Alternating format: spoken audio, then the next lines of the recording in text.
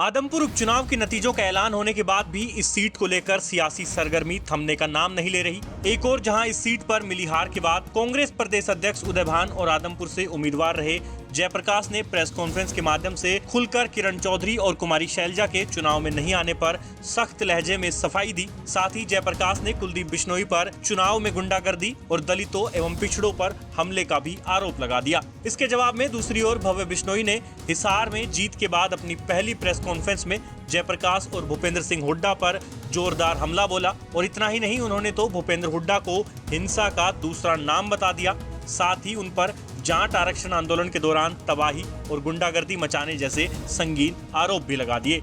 आपको बता दें कि अभी तक भूपेंद्र हुड्डा ने भव्य बिश्नोई को लेकर कोई सख्त बयान नहीं दिया था। हालांकि कुलदीप बिश्नोई पर भूपेंद्र और दीपेंद्र हुड्डा पहले दिन से हमलावर रहे हैं और अब ऐसा लग रहा है कि बेटे भव्य ने अपने पिता की ओर से हुड्डा पिता पुत्र को जवाब देने की जिम्मेदारी संभाल ली है। चुनाव जीतने के बाद अपनी पहली प्रेस कॉन्फ्रेंस में भव्य ने भूपेंद्र हुड्डा पर जाट आरक्षण आंदोलन के दौरान गुंडागर्दी और तबाही मचाने जैसे संगीन आरोप तो लगाए ही, साथ ही वो यहीं तक सीमित नहीं रहे बल्कि उन्होंने कांग्रेस उम्मीदवार जयप्रकाश को भी आड़े हाथों लेते हुए कहा कि चौटाला सरकार में ग्रीन ब्रिगेड का सरगना होते हुए जयप्रकाश ने पूरे हरियाणा में आतंक मचाने का काम किया था। अब जरा आप इन दोनों नेताओं द्वारा एक दूसरे पर गुंडागर्दी के आरोप लगाने वाली इस सियासी लड़ाई का वीडियो देखिए।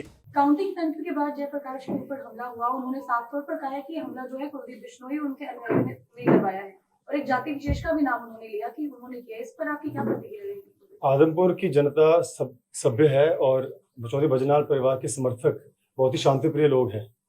हिंसा की अगर हम बात करें तो हुड्डा साहब से अगर हिंसा के साथ उनका नाम जोड़ूं तो गलत नहीं होगा। जिस प्रकार से कुछ समय पहले अशोक तंवर जी को जमकर पिटाई लोगों ने की और उसके बाद जो जाट आरक्षण हुआ था उसमें जिस प्रकार से उन्होंने तबाही मचाने का काम किया, गुंडागर्दी मचाने का काम किया।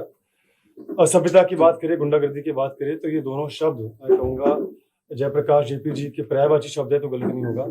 जिस प्रकार से जब चौटाला साहब के कार्यकाल में ग्रीन ब्रिगेड का सरदार होने के नाते इन्होंने पूरे हरियाणा प्रदेश में आतंक मचाने का काम किया और उसके बाद समय समय पर जिस प्रकार से अभद्र भाषा का वो प्रयोग करते हैं, तो मैं समझता हूँ कि इन शब्दों की जो तुलना है वो इन लोगों के साथ होती है। लेकिन फिर भी भारतीय जनता पार्टी न्याय में भरोसा रखती है और जो भी हादसा हुआ है उसकी जांच करेंगे, उसका संज्ञान लेंगे और न्याय जरूर होगा।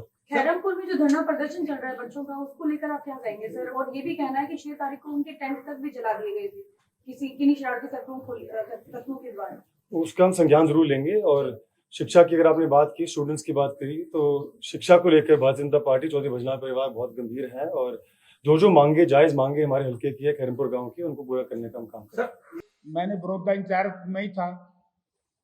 बड़ौदा, एलनाबाद और अब आदमपुर, तीनों चुनाव में जिस तरीके से दलित का परसेंटेज, पिछड़े का परसेंटेज बढ़ा है और किसान है कांग्रेस के साथ, तो इससे ये खुला हो गया। उसी के बुखलाहट के कारण मेरी गाड़ी के ऊपर सुयोजित तरीके से, यानी कि मुझे तो बड़ा आश्चर्य है कि कुलदीप बिश्नोई भी कहता सुन रहा था मुझे कि सबसे बड़ा गुंडा मैं हूं। हमला किया और आज हमला नहीं किया। मेरे हमले के बाद कुछ लोग धरने पर बैठे थे जिसमें दलित और पिछड़ा वर्ग के लोग थे खैरमपुर में, उनके टेंट जला दिए गए। उन लोगों के घरों में, दलितों के घरों में पत्थर मारे गए। इसी तरीके से चूड़ी बागड़ियान में। क्या कारण है? कारण केवल एक है कि 2014 का चुनाव भी मैं देखा तो मैं तो इंडिपेंडेंट था, मैं किसी पार्टी में था। 2014 के बाद जिस तरीके से कांग्रेस से दलित समाज और पिछड़ा समाज चला गया था और जिस तेजी से जो उदय भान जी और हुड्डा साहब की जो नई जोड़ी बनी, उससे जो तेजी आई, उसके बौखलाहट सत्ताधारी दल में हुई। वरना आज तक कभी ऐसा सुना आपने? जीतते हुए उम्मीदवार पर तो चलो हारे हुए समर्थक पत्थर फेंक ही दे, लेकिन जीतते हुए तो पहली बार हारे हुए पे फेंक रहे हैं।